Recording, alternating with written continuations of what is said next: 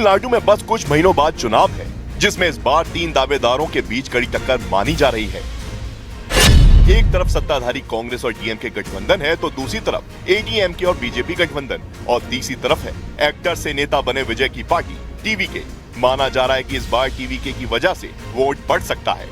इसलिए मौका देखकर कांग्रेस ने चुनाव से पहले डीएमके पर सीटों को लेकर दबाव बनाना शुरू कर दिया है। राहुल गांधी के करीबी और संगठन महासचिव केसी वेणुगोपाल के सबसे करीबी सांसद मणिकम टैगोर ने सोशल मीडिया पर आईपीडीएस का एक डेटा शेयर करते हुए अपनी पार्टी की मंशा और सीधा संदेश सीएम स्टालिन तक पहुंचा दिया है।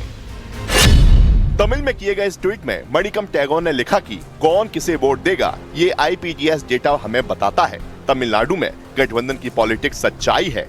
हर पार्टी का अपना वोट सपोर्ट होता है। मुझे लगता है कि ये डेटा न सिर्फ कांग्रेस बल्कि दूसरी पार्टियों के नर्वस को भी पूरी तरह से नहीं दिखाता है। लेकिन तमिलनाडु में बिना गठबंधन के कोई नहीं जीत सकता।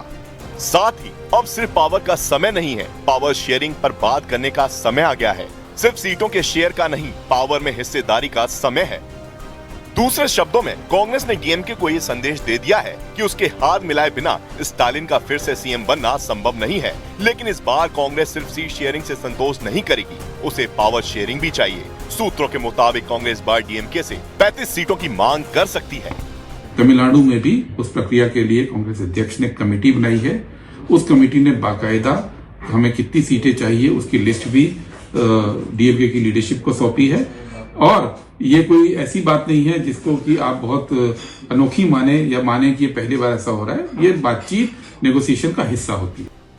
तमिलनाडु में डीएमके के साथ कांग्रेस की प्रेशर पॉलिटिक्स पहले से ही चल रही है। मणिकम टैगोर से पहले राहुल गांधी के करीबी प्रमीर चक्रवर्ती ने अभी 28 दिसंबर को स्टालिन पर सीधा निशाना साधा था। उन्होंने तमिलनाडु के वित्तीय घाटे और कर्ज की तुलना यूपी से करते हुए स्टालिन सरकार की आर्थिक नीतियों को कटघरे में खड़ा किया था।